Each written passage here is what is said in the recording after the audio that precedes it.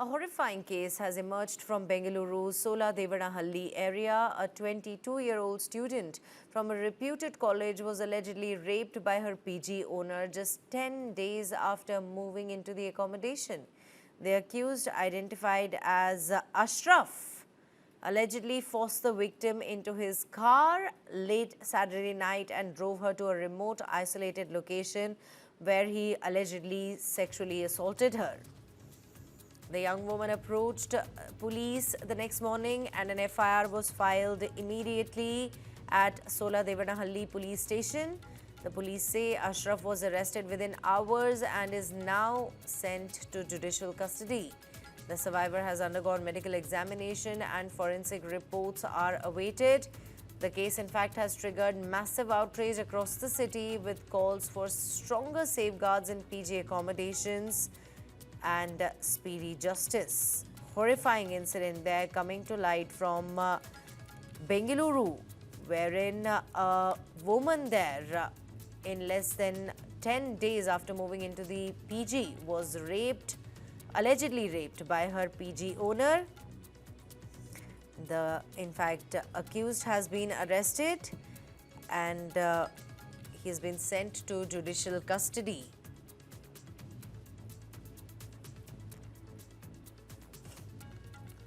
In fact, this story is disturbing and has left the city shaken. A woman, just 22 years old, moved into a PG in Bengaluru, Soladevanahalli area, but within just 10 days, she was allegedly raped by the very man who owned the accommodation. The accused, identified as Ashraf there, is said to have forced her into his car late Saturday night and taken her to a remote area where he allegedly sexually assaulted her. The survivor there, of course, goes without saying, has shown immense courage. She approached the police the very next morning. An FIR was registered and the police acted swiftly.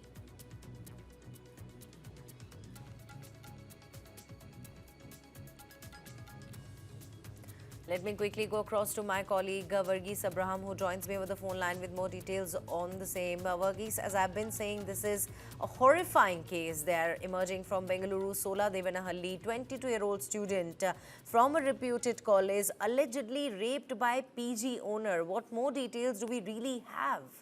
Well, this particular incident has, in fact, led to a complete outrage on what has happened. What we understand that the police immediately acted on the case as it was filed, and they were able to get Ashraf within hours. Now, he's been sent to judicial custody pending trial, and therefore we will see the legal procedures go on. But a larger question that has been raised is that over security and concerns with regard to PG accommodations in Bengaluru. There have been several incidents where the PG accommodation, which was given for students mostly, and as well as for young working women, has come under scrutiny, especially because of the unsafe nature of such PGs.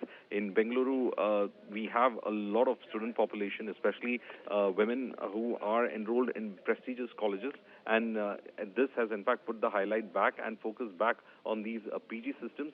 It is very easy to in fact set up a PG in Bengaluru for a lot of people.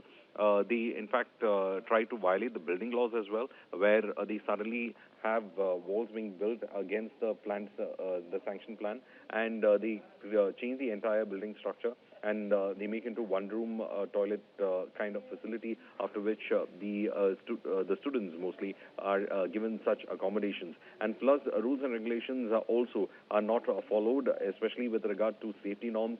CCTV cameras had to be in fact put in place, but there have been incidents where people have been coming inside PGs, assaulting people who are inmates in those PGs and moving out. And this particular case, we have the person identified as Ashraf, who is running this particular PG, approached the student saying that the person would be giving food and accommodation, and that the person had to cooperate, to which the person did not agree to it, after which she was in fact pushed into a vehicle, taken to an under construction building is what we understand, and the sexual assault is said to have taken place there.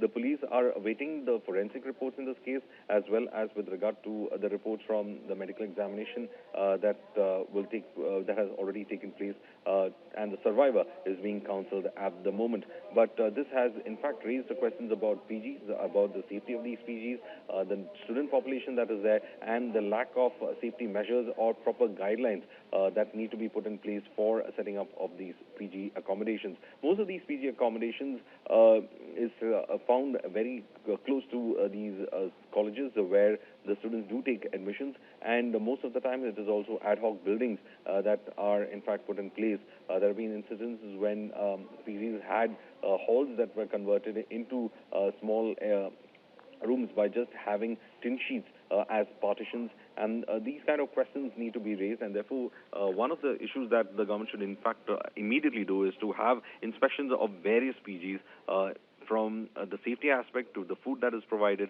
and at the same time the nature of such PGs as well, especially with many complaints arising from the fact that it is easily accessible and security is very poor at such PGs. Neha? Right, Verghese, let's also speak about this particular PG. Do we have any details about the PG? Was it registered? And also, most importantly, were there any previous complaints about the owner, against the owner? Do we have any details on the same?